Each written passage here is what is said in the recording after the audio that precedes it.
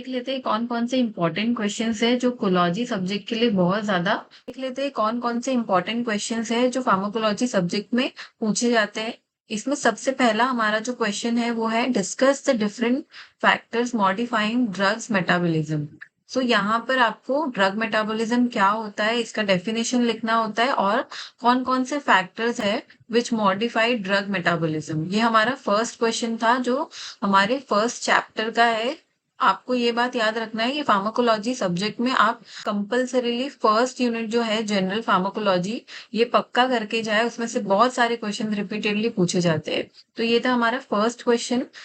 Now second question है define anti neoplastic agent, classify anti cancer agent with example, write a note on alkylating agent.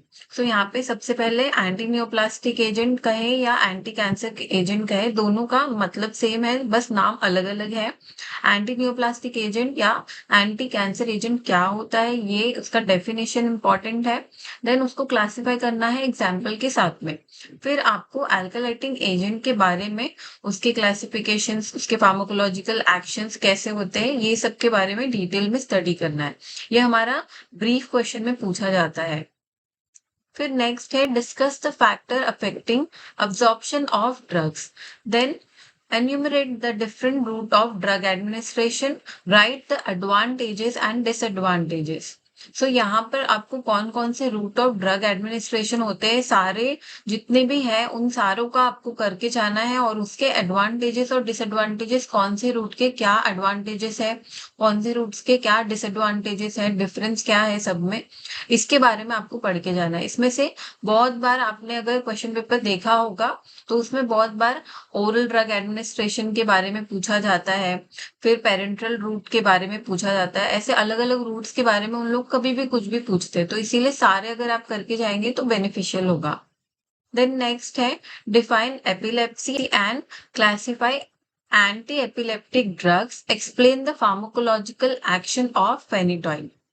So यहाँ पर epilepsy क्या होता है, फिर एंटी एपिलेप्टिक ड्रग्स क्या होते हैं और उसके इसको आपको क्लासिफाई करना है एग्जाम्पल के साथ में।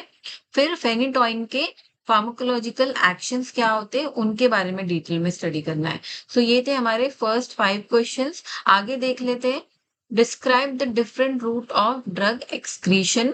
सो कौन कौन से रूट्स है ड्रग एक्सक्रीशन के। Then describe the pharmacological action of acetylcholine, adrenaline and atropine. So यहाँ पे इन तीन के बारे में आपको उनके फार्माकोलॉजिकल एक्शंस क्या होते हैं उनके बारे में डिटेल में स्टडी करना है।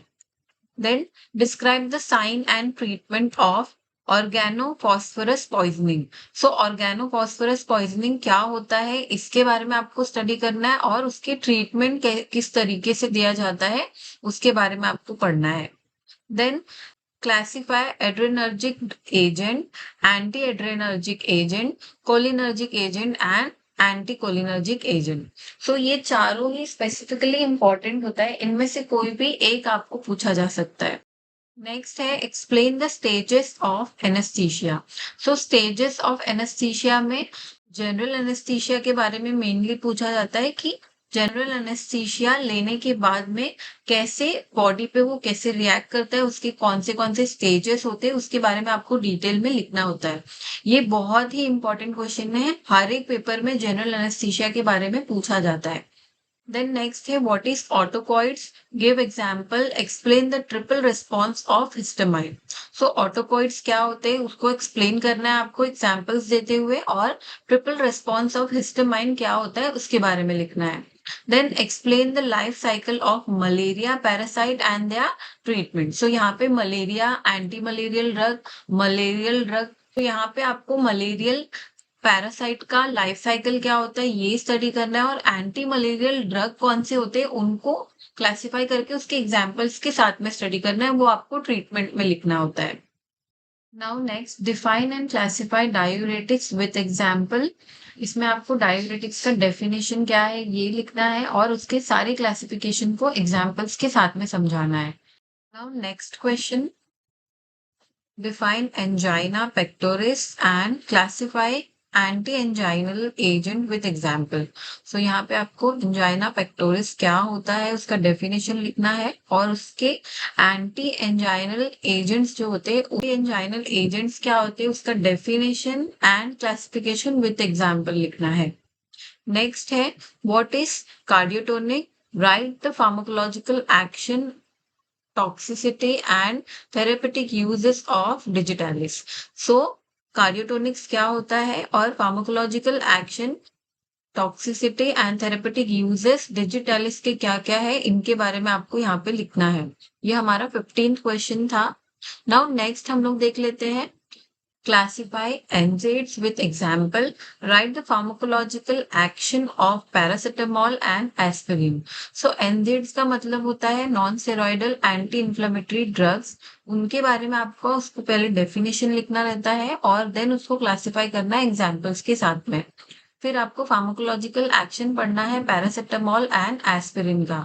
ये दोनों ही मोस्ट रिपीटेड क्वेश्चन है, मोस्टली ये इसके साथ में ही पूछा जाता है, तो ये भी हमारे ब्रीफ क्वेश्चन में से एक है।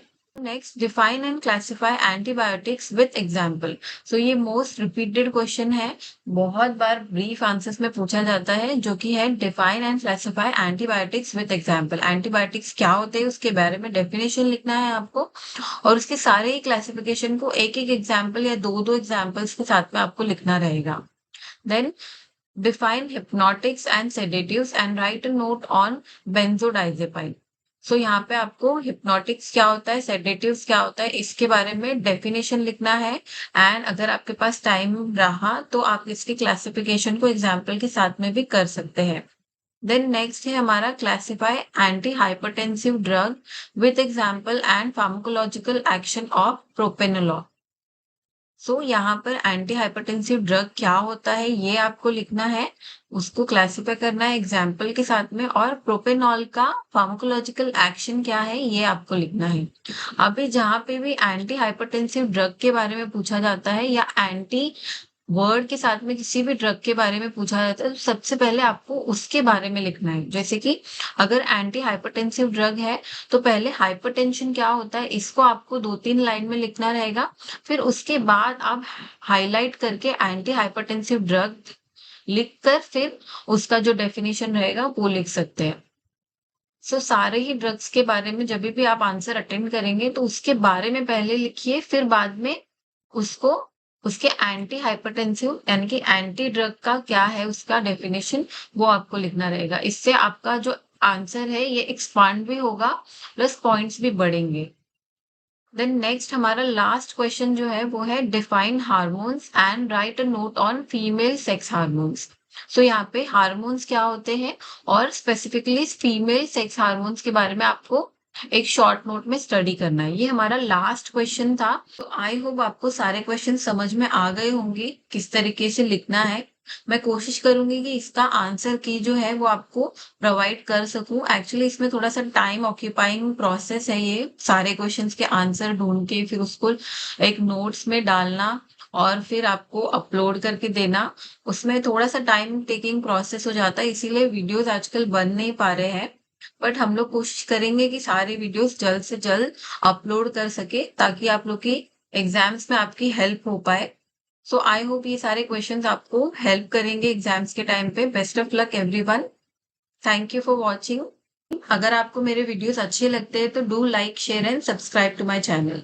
Thank you for watching. और भी डिटेल्स के लिए आप हमारे वेबसाइट पे भी हमें विजिट कर सकते हैं और हमारा एप्लीकेशन जो कि BQ फार्मेसी एकेडमी नाम से आपको प्ले स्टोर पे मिल जाएगा, उस पे भी आप फुल वीडियो नोट्स जो है वो डाउनलोड कर सकते हैं। Thank you for watching. अगर आपको ये वीडियो अच्छा लगा है तो do like share and subscribe to my channel.